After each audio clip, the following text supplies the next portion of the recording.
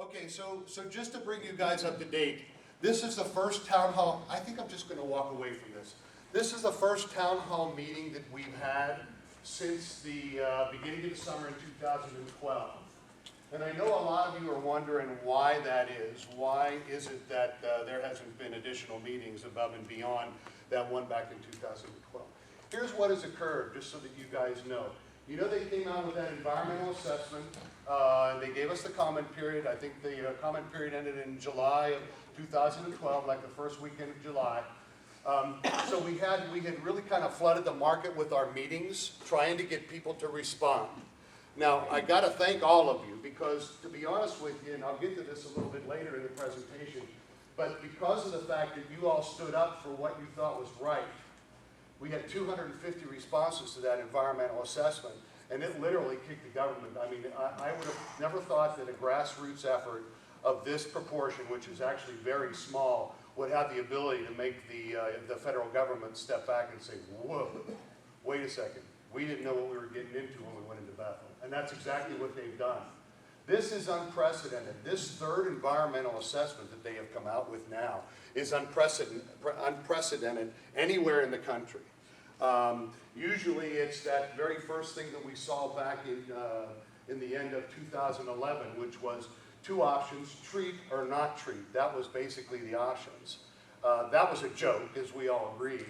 Then they came out with the second environmental assessment only because we started challenging them right from the beginning. I mean, when this whole group pulled together, my 7 cohorts in crime and the Asian Longhorn Beetle Cooperative all pulled together in November of 2011. Their intention was to come into this suspender-wearing farm community and just run rampant over every one of us and cut down anything that had life in it. I mean, they essentially were going to do the same thing they did in Worcester, Massachusetts, which is come in quickly, take down as many trees as you can possibly can before either the government or the local government or the citizens get up in arms. Okay? So they were essentially going to come in here and just start cutting. If we had not done what we did back in November, I guarantee you, they're now working on 9,000 trees cut down. That would probably be 29,000 trees that had been cut down. Because if they had the opportunity to move on to, say, Brownie's farm, they had an opportunity to move into that land and start cutting. They wouldn't have cut, and then they would have brought in as many possible cutters as they possibly could get. Because they had the opportunity, they had the open gate to be able to go into somebody's property and just start cutting as quickly as they could possibly cut. And that's what they did in Worcester. And then all of a sudden, the government in Worcester stood up and said, you know, the city of Worcester in Massachusetts, the state of, the DRC in the state of Massachusetts all stood up and said, you know what, that ain't gonna work. You're not gonna cut down anymore. The proportion of healthy trees to infested trees that you're taking down is way out of balance. So they stepped in, the governor of the state of Massachusetts stepped in, I think his name was McGovern, stepped in and said, you know what, no, you're not gonna do it. So they kicked them backwards, but we were able to kick them backwards before they removed that first 10,000 or 20,000 trees, healthy trees. Keep in mind, this organization, this team, we have always been for proponents of removal of the infested trees. Pretty much has to be done. Unfortunately, there's not many ways.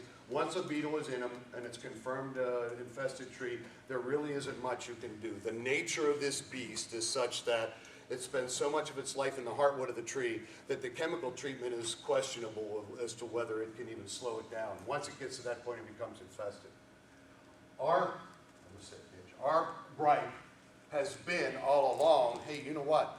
Take the infested trees, coming in here and taking out as many trees as you. What's the current number they want to take down? 15. They're saying 15,000 a year. A year. They're saying 15,000 a year. So now let's just think about that for a minute. If they have the ability then to take down 15,000 trees a year, that means in how many? Let's say 34. So in 6 years they would have removed 90,000 trees. Healthy trees. Okay. They came out with this third unprecedented, this third environmental assessment. Let me just see what my notes are here.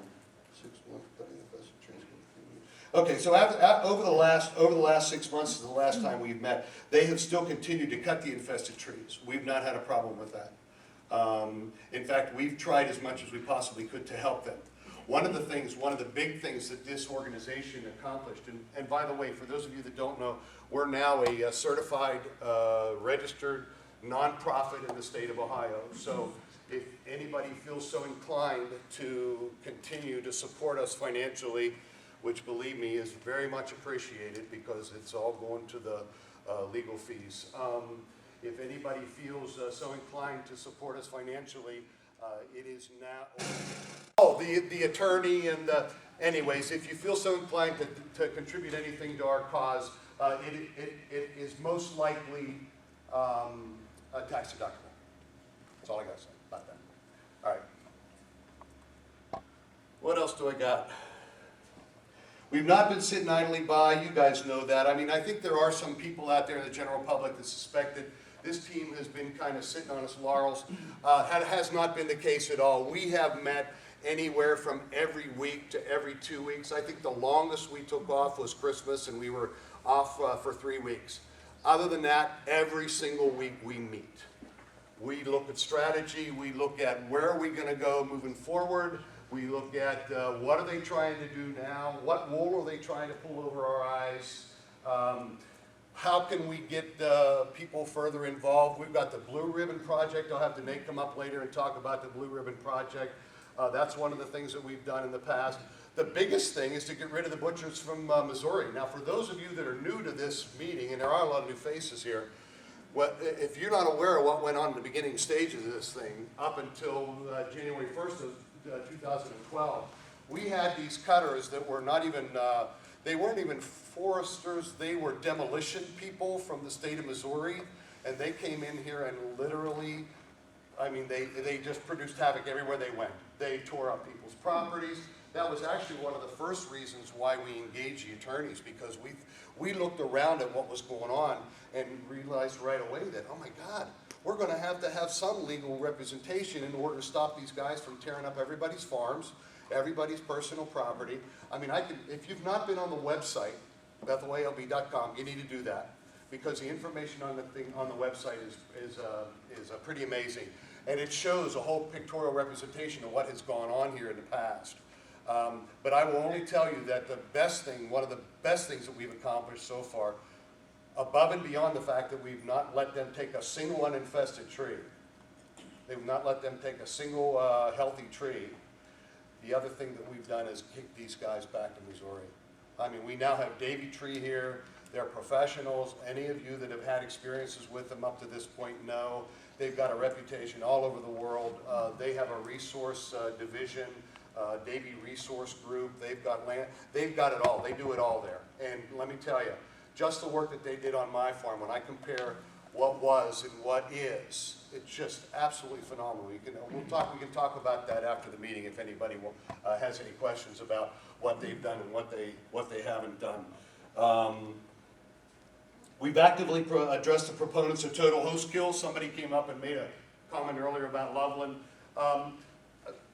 There's going to be that. I don't think there's a way to get around that. I'm surprised actually that more people aren't doing it. More communities aren't stepping up and saying, hey, let Bethel take one for the team. You know, atomic bomb that place if they have to. I don't want these beetles in Anderson. I don't want these beetles in Loveland. I don't want these beetles in Mason. But the thing that people don't realize is they've admitted to us that it's going to take them 3 years to delimit. By delimit, I mean figure out where the edge of the infestation is. So they don't know if it's in Loveland yet, and they don't know if it's in Mason. So for these people that have a propensity to just kind of throw us under the bus, they could be burning, I mean, essentially they could be burning their own rear ends. So, all right, let me see what else I got.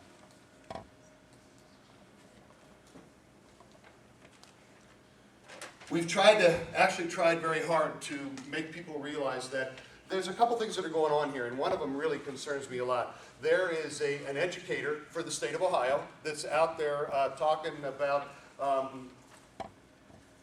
don't want to say that he's, how do I put this? Propaganda. It's not, I guess it can be construed as propaganda. Let's just put it that way.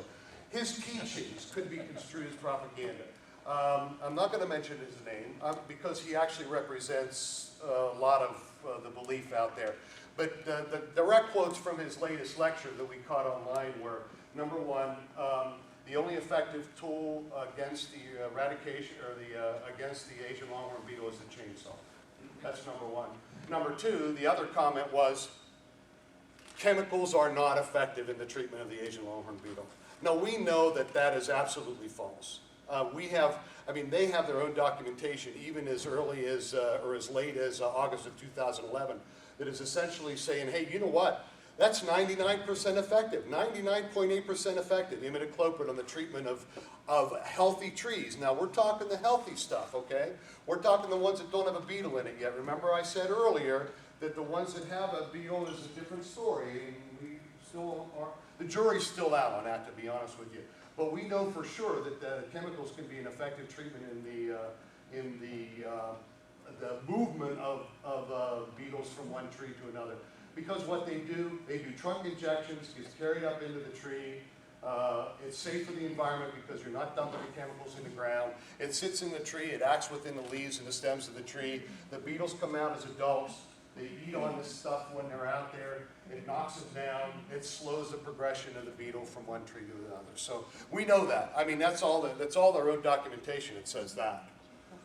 So for this guy to be out there talking about, well, you got to use a chainsaw. That's the only way you're going to get rid of the beetle. That just makes me crazy. Well, Bill, that's what they told us at first too. I had the scientific guy at my door when we had the information, and they're going, anybody that comes up and says they have a chemical, they're a scam artist, they don't believe them. That's what told me right to my face. Because we were the first ones, you know what I mean? What did we know? And, yeah, I mean, right there he told me. Yeah, and yet, we've had the president of Arborjet. Arborjet is a nationally known company in Boston, out of Boston, Massachusetts. We've had him down here talking to us at the farm, and the imidacloprid is being used all over the world to treat the Asian longhorn beetle. It's been used in Massachusetts. It's been used in New Jersey. It's been used in Illinois. It's been used in New York City and Long Island. It's been used everywhere but here. When they came here, it was like, we don't want to waste that much time. It's going to take too long to treat all them trees. It's going to be faster for us to come in and just come in with chainsaws and take them all out. Crazy. Makes me crazy.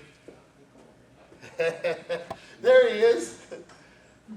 Congressman Wenstrup. How are you?